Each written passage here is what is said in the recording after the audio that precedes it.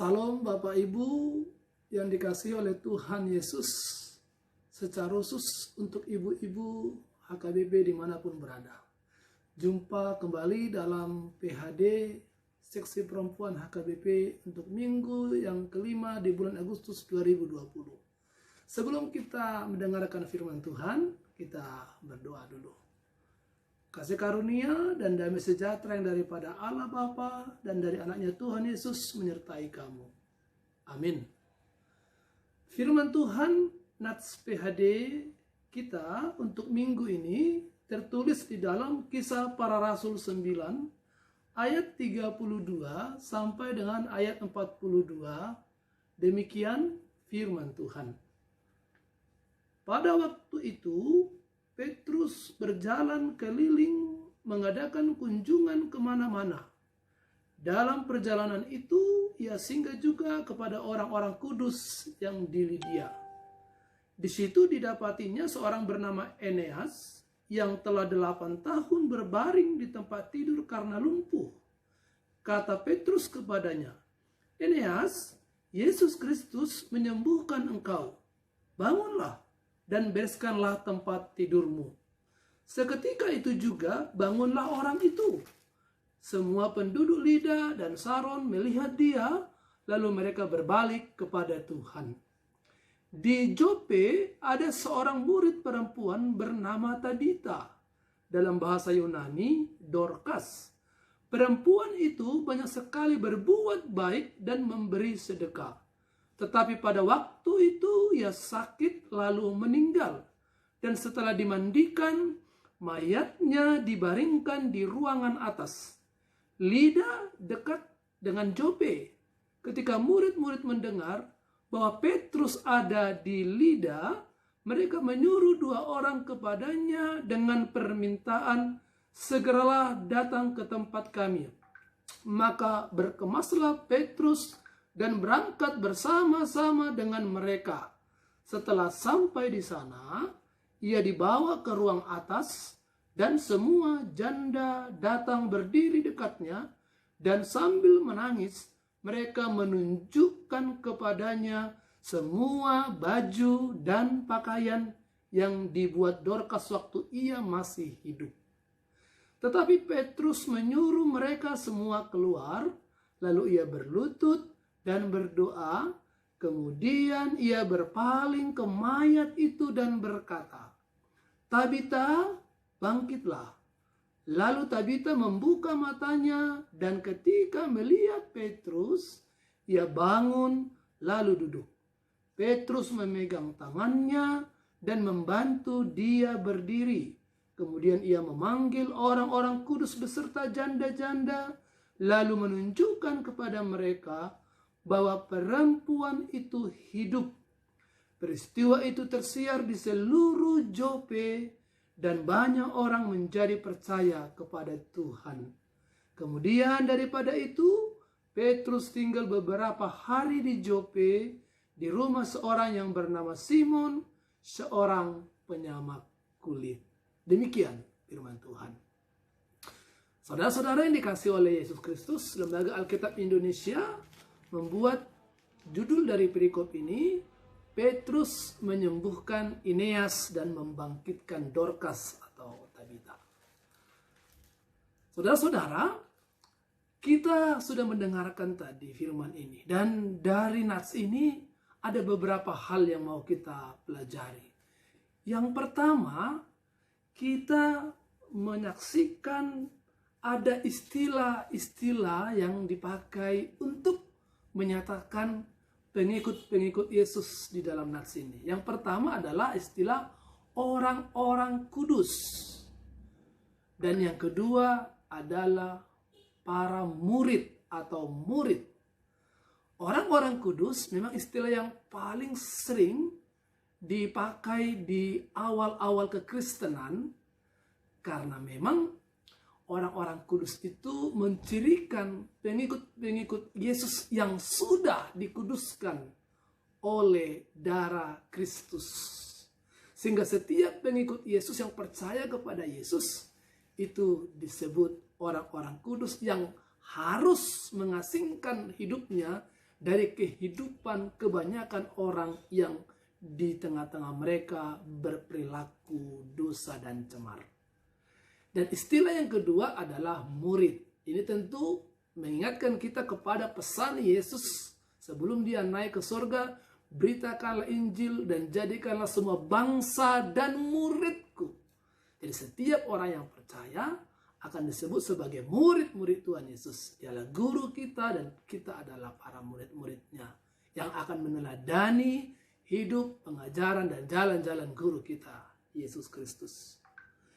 Yang kedua yang menarik dari nas ini untuk kita pelajarin, di sini disebutkan ada seorang yang bernama Eneas. Dia sudah 8 tahun sakit. Dia adalah orang kudus di lidah. Ada juga yang bernama Dorcas atau Tabita. Dia yang sakit dan meninggal itu di Jope. Nah, kedua orang ini adalah pengikut Tuhan Yesus, murid Tuhan Yesus, orang-orang kudus. Itu artinya apa, saudara-saudara? Artinya sakit dan kematian bisa dialami oleh semuanya. Orang Kristen, tidak Kristen, orang kudus, tidak kudus, semuanya bisa mengalaminya. Kita juga bisa mengalaminya. Sakit yang bertahun-tahun, sakit yang sebentar lalu meninggal, itu juga bisa kita alami. Jadi tidak berarti pengikut Yesus tidak pernah sakit atau tidak mati. Itu adalah sebuah kenormalan bagi setiap orang yang hidup. Semua orang bisa sakit dan akhirnya semua orang akan mati. Jadi jangan kita menjadi orang yang tidak mampu menerima keberadaan jikalau kita mengalami yang namanya sakit bahkan sampai bertahun, dan jikalau ada orang yang percaya kepada Tuhan yang kita kasih juga akan meninggal. Itu sesuatu yang bisa terjadi bagi semua orang. Yang ketiga yang mau kita lihat dari firman Tuhan ini, Paulus berjumpa dengan mereka, dengan orang-orang kudus itu dan dengan para murid. Dan melalui Paulus, Tuhan menyembuhkan para orang-orang kudus, murid yang sakit itu. Paulus dipakai oleh Tuhan untuk menjawab doa, untuk memulihkan, menyembuhkan seluruh pengikut Tuhan atau pengikut Tuhan yang bernama Eneas dan Dorcas yang sakit dan meninggal itu. Nah, jawaban Tuhan kepada mereka melalui Paulus memang nampaknya sangat lama setelah 8 tahun atau bahkan nampaknya seperti terlambat setelah Dorcas meninggal. Tapi kita tahu bahwa jawaban Tuhan selalu tepat pada waktunya. Dan waktu Tuhan adalah yang terbaik. Diminta, dimohonkan kepada kita untuk tetap percaya, untuk tetap tekun kepada Tuhan, menanti jawaban Tuhan, menunggu jawaban Tuhan. Karena satu saat pasti Tuhan akan menjawab doa dan permohonan kita. Dan yang keempat, yang dari firman ini yang natsnya yang kita bisa dengar tadi yang menarik adalah di sini ada tokoh seorang perempuan yang sangat baik hati dan murah hati, yang suka menolong, suka berbagi dan suka bersedekah. Meninggalkan kesedihan yang mendalam bagi orang-orang yang selama ini merasakan pertolongan, mendapatkan bantuan, mendapatkan sedekah dari Dorcas. Mereka menangisinya, mereka bersedih, mereka berkabung, mereka mendoakannya. Sungguh sangat luar biasa. Orang yang baik akan sangat dikasihi banyak orang. Orang yang baik akan meninggalkan kedukaan bagi banyak orang. Seorang perempuan menjadi berkat bagi perempuan-perempuan lainnya. Jadi bagi janda-janda dan perempuan-perempuan lainnya, dan mereka semuanya kehilangan.